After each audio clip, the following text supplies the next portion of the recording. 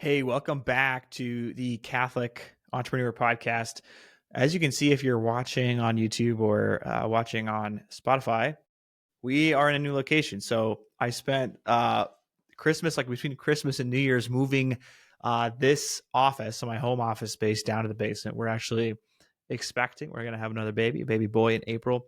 And with that, we needed to clear some space upstairs, move my office down here so that I can now we can use that room for the baby boy, and I'm liking it so far. So I kind of invested in some equipment, new desks, kind of tricking the place out. We've got some cool lights.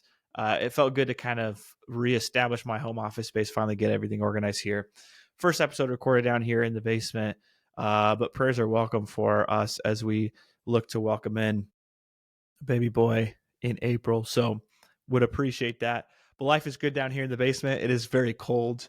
Today, we're actually going to get to our guest. Our guest is an author, Michael Leonard. So I'm going to bring Michael in on here right now.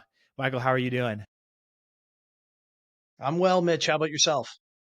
Good. Doing well. Good to have you on. Thanks for taking time to be here. Why don't you start just by kind of telling us who you are and what you do? Yeah, so I'm M.R. Leonard. I'm the author of the debut novel Pilgrims, which just came out a few months ago. It's about a washed up Latin teacher who gets thrust into the center of humanity's first contact with Catholic aliens. Before that, I did a lot of other careers. I was a China consultant. I went to MIT. I did a tech startup following MIT. So a whole variety of other things. But now I'm in the literature world and working on upgrading sci-fi so that we can finally tell stories that are addressing the metaphysical part that's been ignored for so long and also aren't scornful of Christianity. I love that. Good. Well, when did you get into writing then? Like, how did that start? It sounds like you've had a pretty like various different things going on in your background. What made you pick writing now? So I've always kind of been leaning in the creative direction. But I went through a pretty traditional schooling. So I went to public school through high school. Then I went to Boston College for undergrad, where I got a history degree. And I had no idea what I wanted to do when I graduated. That's to date myself. I graduated in 2007. So I'm just about to turn 40. So this is the early 20 aughts. And as a history major, I had no idea what I was going to do afterwards. But a lot of people just assume if you're doing a liberal arts degree that you're going to go to law school. And I was kind of in that category. So I'm like, well, I guess I have to go be an attorney now. But my brother, who is an attorney, gave me advice. He said, why don't you work in a law firm before you spend 3 years of your life in school and be kind of committed to this profession for the rest of your life, more or less. And see if you actually like it. So that's what I did. But so I went to work in a law firm for 2 years. And while I was there, I realized I didn't want to be a lawyer. But one of our clients was doing all sorts of business in China. So I kind of just jumped on top of his opportunity. And I said, hey, do you need another pair of hands? I already know your business already, and I'm not going to law school. So I became a China market entry advisor, basically helping American firms that wanted to do business in China. Now, this whole time, I never even assumed a career or life in the arts was a possibility. No one in my family had done that. Uh, as much as I enjoyed it, that was always something I did in my spare time. And so, law, business, and then I went to business school at MIT after leaving the China consultancy after 3 years. So I dabbled in creative writing. I wrote some screenplays in college for a class. I took a class on screenwriting, but it was always in the background. I was always focused on more of the business aspect. And after I got out of MIT, we did a startup. It was essentially like Uber for childcare. So if someone's childcare fell through, we allowed them to book open spots at high quality daycares. And going into March of our February of 2020 was by far our best month. We had like hockey stick user growth. And then in March of 2020, let's just say the market changed a little bit. So that was kind of a pivot point. And I was at a point in my life where I kind of had the ability to make different choices. I just didn't know what I was going to do next. I thought I'd be working on this childcare startup for the next 4 to 6 years, but that went sideways. So I was talking to a mentor and they said, well, what do you want to do with your life? And I listed a few things, one of which was get this story that had been in my mind out of my head. And my initial plan was to have an exit from the startup and then hire ghostwriters to do it for me. And so he heard that story, and he's like, "You have Microsoft Word, don't you?" I'm like, "Of course I have Microsoft Word." It's like, we're in the middle of a giant pandemic. You're telling me that you can't find it within yourself to try to write this yourself right now, because maybe you just never are actually going to write the book, and so you have to decide. And so that was kind of the kick in the butt I needed to make the pivot, because the stories were always there, but I'd always been focused on other things professionally. And now I had the opportunity to try it. And that was about 3 years ago. And here we are today with a debut novel that is sweeping Amazon at this point. I'm proud to say it's had a pretty good release. That's so good to hear. Does a childcare startup, does that still exist? No, we closed it down. It's funny. All my friends now are like, "Hey, Mike, can you like reopen that?" Because a lot of my friends have, including myself, I have two young kids. But no, I moved off of that direction. Is that why you're wondering, Mitch? Do you have some little ones of your own? I have a little one. It's a super smart idea, so it was just kind of interesting to me. We have a 1.5 year old daughter. We're gonna have another baby in April, and so right now my wife's in OT school, so we do take Henley to daycare every day, and there are those days. And I always wonder too, because like usually, so I work from home, so usually it's like, okay, our daycare does something happen that day, we don't have anyone. Like it's flexible enough where I'll be okay, I can figure something out work wise and taking care of her. We have parents around, things like that. But it's just an interesting thought. 'Cause I'm like, I know not everyone's in the same situation we are. It's like where maybe there are no parents around, or you're both working like office jobs. Like, what do those people do? So I think it was just an interesting idea. Yeah, Um, just a little like in terms of how our world can change so quick.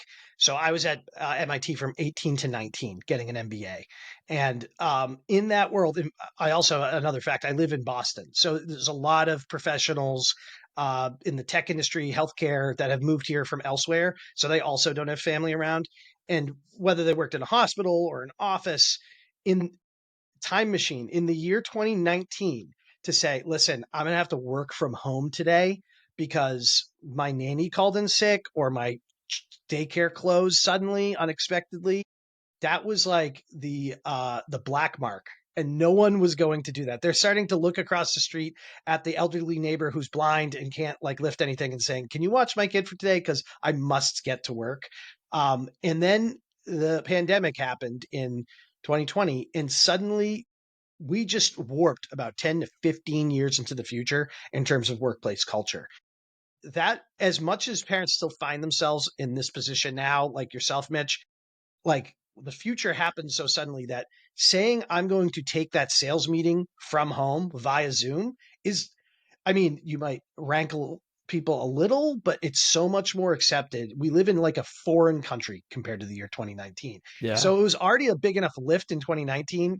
And that's why I just think the business is dead. But as a parent of two kids under two, I totally get it. Like that's what we went to solve, and that's why we had hockey stick growth. But we're in a new world now, which is pretty crazy. And maybe someone else can start it effectively, but that ship has sailed for me. I'm in another direction. Yeah. But any listeners who want to pick up that thing, I'm There more you than go. happy to help. I know way too much about the dynamics of a marketplace in childcare.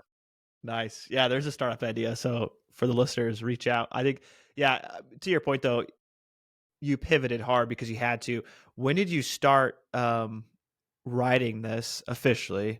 And then when did this book actually release? So I'll give you 3 dates actually. When I started writing it, when it released, and then when I thought of it, because those are actually big different dates. So let's start from the beginning. I actually had the idea for this book sometime during CCD. I mean, around the age 8, 9, or 10. Like I don't even remember it. The reason it came up was I just don't think I was well catechized. Like I think a lot of children of the 90s weren't, and maybe that's just my experience. Maybe that can apply to others, but that's just me.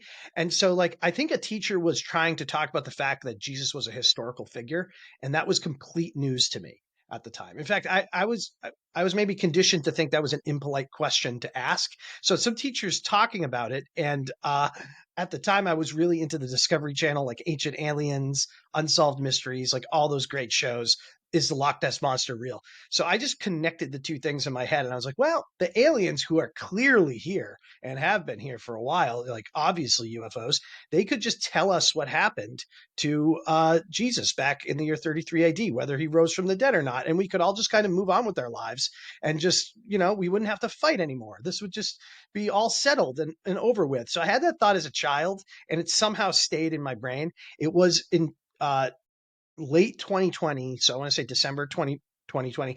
I think I'd read The Three Body Problem a few years prior, and I just had a lot of kind of, I love the book, but a lot of qualms with how Alien First Contact was addressed. So I was thinking about my idea about the aliens being Catholic, and now with an adult, and I'm like, I don't think that would solve anything if aliens came with ostensible proof of the resurrection or disproof. In fact, I think it would go really badly. In fact, I think it would be extremely dramatic. So I think got that idea. And then when I decided to pivot, this was the story I felt I needed to tell. So I started it in December of 2020 and it came out in November 15th, 2024. So it takes about 2.5, 3 years to write a book. And that it basically go through all of the editorial process. The first draft took about 6 months, but there were many drafts that followed thereafter. So it's been out about 2 months, and we've had a lot of pickup. It's been really cool. In fact, it brought me to your podcast because people are finding out about it and then putting us in touch. So I'm Yeah. delighted by that. But that's like the history of the book. Okay. Very cool. So take me into like the behind the scenes of publishing your first book. Like, what are the options out there, and what route did you decide to go? How did you actually like launch it? Like, what are all the steps and pieces involved? Yeah, great question. So for my career, you can kind of tell law, China, like China businessman, to MIT to tech based startup. And now onto writing, which is, you could call it publishing if you want. Those are four totally different categories of business. So I guess that's just kind of my nature. I like to pivot between different worlds and get smart on them.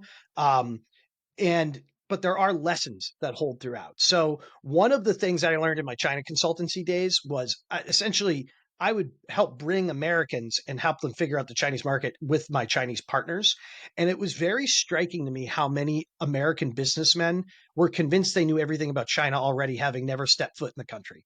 And I'm just like, well, I mean, I think in their head, they thought if they just spoke the language, it would just totally unlock, as if there's no deep cultural differences. There's no differences between operating in a communist regime and a capitalist country. Like, I don't know. It really shocked me. And so one thing I kind of determined is, consultants can be really useful.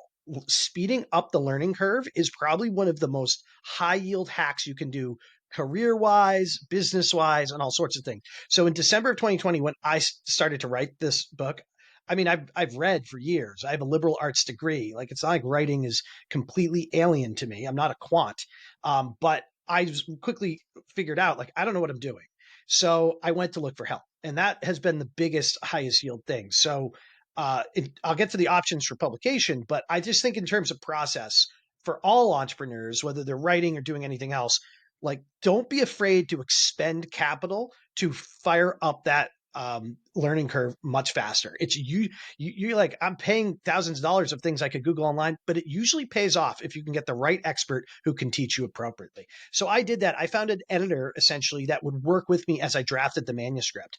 And we did that for about a year and a half. So it was like going to a graduate school for creative writing because you're learning so much. You're not only producing, and that helped keep me accountable and that I had to produce, but I'm also getting feedback iteratively so I can improve and go from there. And so after that process, when I got to a final draft, I initially wanted to go to traditional publishing. Traditional publishing is what you normally see for a book. I guess normal is not the right word, but that's like the typical book you'll see in a bookstore came from a traditional publisher. There's four of them in the US. Penguin Random House is the biggest. And the way to get into that is you actually have to have what's called an agent. So the editors who work at these big publishing houses, they won't read a story or a manuscript, we call it, that hasn't come from someone they know, namely an agent. So your first job is to find an agent who wants to represent you and all on the back end. They're getting no upfront compensation for that. They're basically getting 10 to 15% of your earnings as an author. So it's kind of mutual. They have to believe in you, and they have a process by which you pitch them. You essentially send them letters and go on from there. So I tried that initially because I kind of wanted the cachet of a traditional publishing house. Honestly, in terms of distribution, I mean, most people aren't going to bookstores now. I mean, most people aren't buying paper books. It's ebooks and audiobooks where the growth are. Um, but this is how the system is. And to a certain extent, like, what are the publishers providing? The imprimatur of you got published by Penguin Random House, which, there's a certain implication of quality. Although we've all read traditionally published books that aren't great. I went through the agenting process. I had a bunch of agents ask for my full story, which is like a big get. It's almost like getting interviewed at Harvard, but you're not quite admitted yet. But like, wow, like most people don't even get an interview. So I got there a few times. A lot of the agents were very skeptical of the Catholic part. So one guy who was a huge agent in sci-fi got like halfway through the book. And he's like, you know, I'm waiting for you to just mock the Catholics. I'm an atheist, so I thought this was a satire. Um, and you're not doing that so far, so I just don't think this is the right fit for me. So after I got that feedback, I'm like, I don't distribution, finding eyeballs, like maybe publishers helped with that a lot in the past. It's debatable what they're doing now, other than kind of like the prestige of it. What if I just went my own? And so I decided to self-publish. But I had kind of going back to my business experience, like the delta between just doing it technically and doing it right, it can cause some outlay capital wise, but I think it's so worth it. So I said, if I'm going to publish, I want to do this right. I want it to be indistinguishable from a traditionally published book, which essentially meant more editorial investment, hiring some more editors to polish it even more. Great cover designer, because you can go to websites and get a cover designed, or you can hire like a great graphic designer. And I created an imprint, which is essentially the press that helps publish the book. And I just did all the steps so that I've actually had book marketing experts being like, my press's name is Blue Castle Press. And they're like, I've never heard of Blue Castle Press. Can you put me in touch with them? I'm like, well, it's my press. I made it for the book. So I decided to go self-publishing. There's a lot of benefits to that. There's a lot of disadvantages, which I could get into and are covered at length. But I would say the main thing is that these business kind of lessons I learned have been extraordinarily useful for me in terms of jumping into publishing with both ends, both going up the risk curve by hiring experts that can really upgrade your stats real quick. And secondly, like, make things look professional. There's a reason the decks from the bulge bracket investment banks look good, or from McKinsey and stuff. Like, it matters. It's not just the information that matters. So those have been extremely helpful. And there's a wealth of resources online about if there's any budding writers here about which path to choose and why. But I hope that helps answer that question. Yeah, no, that was super interesting for me because I've just always wondered, like, how do you do that? How does that work? What's all the behind the scenes stuff? I mean, it sounds like you've learned a lot of good lessons and a lot of good things. What's been like the most surprising thing about the release? Like, so what was release day like? How did you build up some hype, momentum, and things like that?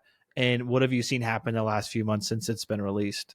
Yeah, so there's a lot of philosophies about like what to do best for the release. And so, like a lot of business decisions, you just kind of have to take in the information and then ultimately just come down and choose. And it's like, okay, I'm going to do it this way. You can get analysis paralysis pretty easy because no one, even someone who's written a hit book, it's still apples to oranges. Like, every book is different. They all have their different story, like, oh, 50 Shades of Grey was an extraordinarily successful book, but it's not like everyone should start writing fan fiction on Twilight forums and hope that they get the next super bestseller. So, in terms of what I decided to do to build momentum, a lot of traditional publishers do spend money up front to get what they call advanced readers. Now, advanced readers is exactly what it sounds like. It's like, why, when this book is released at the bookstore, are there like 30 reviews on Amazon already? Like, who read the book? And the answer is the publishers have found readers who will get a free digital copy of the book, sometimes physical. And for no, like, it's not a pro quo, but the idea is that because you got a free book, you'll leave an honest review.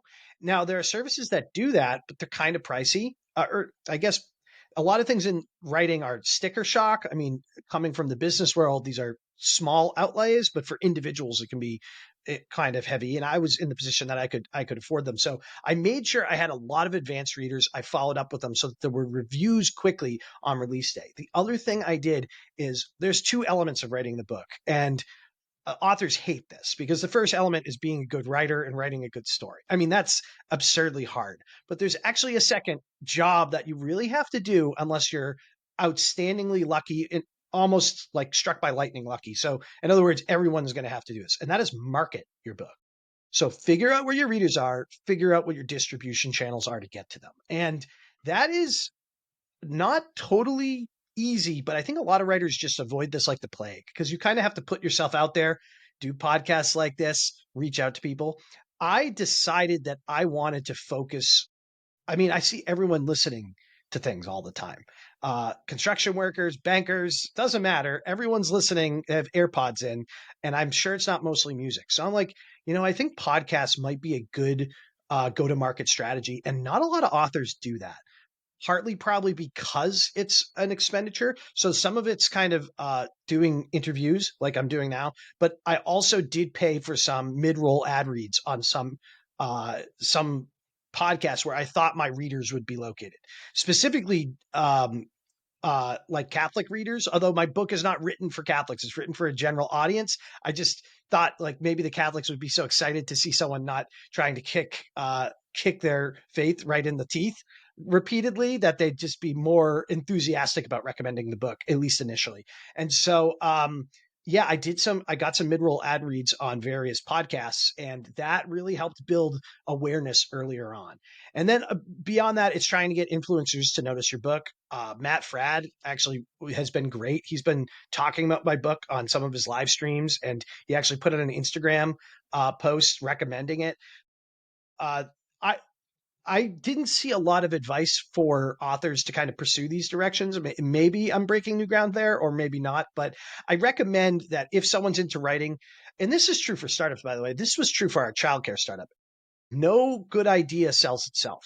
It's all about the marketing. It's all about the distribution channels. Your go-to-market strategy might be 90% of a successful business idea, and 10% might be the fundamental other thing that it's based on. And that's kind of a harsh lesson, but it's important to bear in mind as you go forward.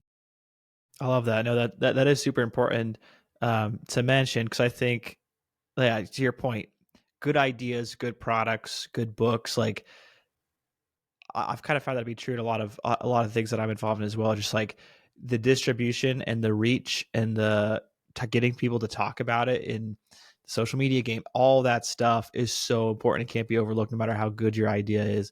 You have to be able to market it. So, thank you for that. That was great. Tell me about the book writing process. So, like, especially intertwining with your Catholic faith, like how did that work? Like, is that what was like your writing style, especially when you were trying to brainstorm the next page you were writing, or however you do things in your own writing brainstorm sessions? Like, how did those kind of mix together? Yeah, I'll go back and kind of say again, every writer is different. Some people are kind of very much from like the arts, and they're very, what is that, right brained or left brained? I always get it wrong. But whatever the side of your brain is that like is visual and artistic, a lot of writers come from that, and fewer come from the other side. And I honestly don't know where I fit between the two sides of the brain. I think I got a bit of both. I haven't done enough investigation to figure out, but I would go back to saying for me, I found my business experience to be super helpful. And here's why: you don't write a book, you build a book. It's actually more constructive to think of a house, or excuse me, to imagine a house being built as to how a novel gets made. I think we have an easier time picturing that for movies because we kind of understand that there's like filming, and then there's editing, and then there's these big what are they called, sets where they either film on location or in like a big movie studio, and there's all these extras running around, and we got that giant list of credits at the end. With a book, you just see like by so and so, and you think like there's not much there. There's usually a team behind every book. That's number one. But books don't just kind of go like page by page. It's kind of like, I'm going to clear the land. I'm going to pour the foundation. And like that just made sense to me intuitively once I understood that from a business perspective, and just kind of coming up with a process for how to do it. So you ask how the Catholic part fit in. The essentially the motive for the story, like, I'm a sci-fi fan originally. I wrote this book as a sci-fi fan. I felt like the reasons all the aliens always showed up to Earth in like Independence Day or Arrival, or I mean, ET kind of makes sense. He just likes some M&Ms and friendship. I mean, that's cute. I mean, I guess I can go with there, but like Independence Day, where they're here to like blow up the White House for our resources, that doesn't make any sense. Like, just go mine the moon or Venus or something. Like, why do you have to mess with Earth?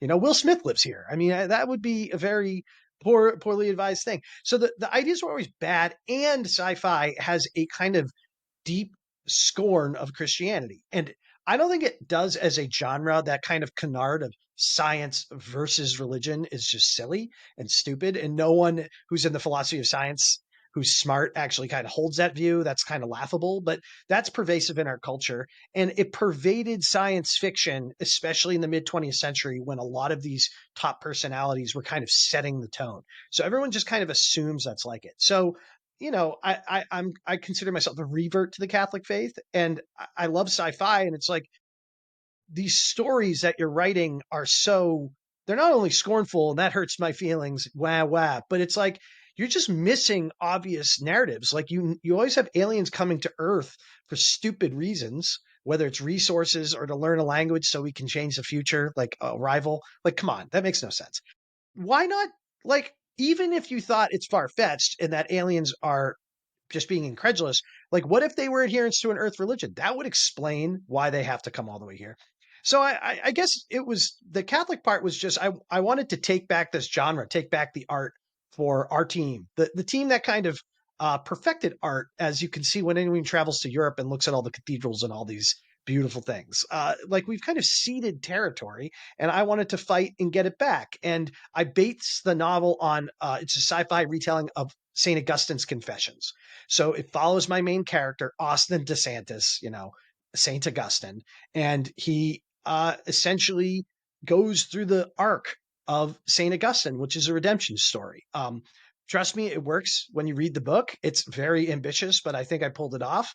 And yeah, that's where the Catholic side. So I used my business background to build it, to start the construction of the house, think of the processes, be kind of systematic about how to do things. Like, for writing the book, I did an outline. Like, outlining was very useful for me. It was a lot like doing a business project from idea to delivery. But the Catholic side was just me as a person who exists in the culture, who wanted to do things better and tell a story that, they say with the book, write the book that you wish you could read. And so as a Catholic, this is the book I wish I could read. And I just took for granted, was hopeful and, prayerful that there would be others who'd want to read it too. And so far, so good. That's amazing. That's a beautiful story. I think that's really neat. Hearing your journey, the many different industries, jobs you've been involved in, to hear you just create something that you've had in your head for decades now. I mean, that's just really beautiful.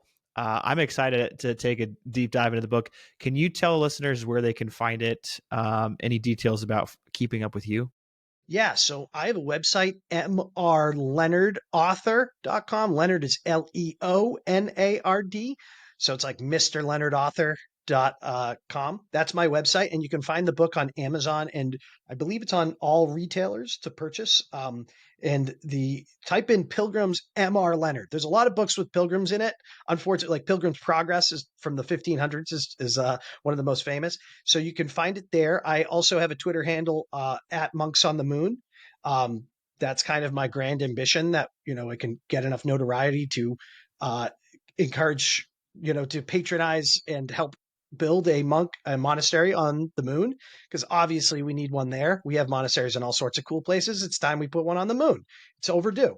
And in terms of the book is available in all formats: ebook, paperback, hardcover, but also the audiobook. And the audiobook was not skimped out on. I got one of the top producers to take this on. He's like he has massive hits. Not any of them in the Catholic alien space. They're in a totally different genre, but he loved the concept so much. He's like, yeah, I want to do this. And the audiobook is next level. That's what Matt Fradd listened to and recommended. So if you're into audio, get the Pilgrims audiobook. It's a type in Pilgrims MR. By the time you type up the MR, it'll get there. But Pilgrims by MR Leonard. Perfect. All right. Well, thank you so much. This has been a great conversation. Everyone, MR Leonard, thank you so much for joining, and best of luck with all your future endeavors. Thank you, and God bless. God bless. Bye.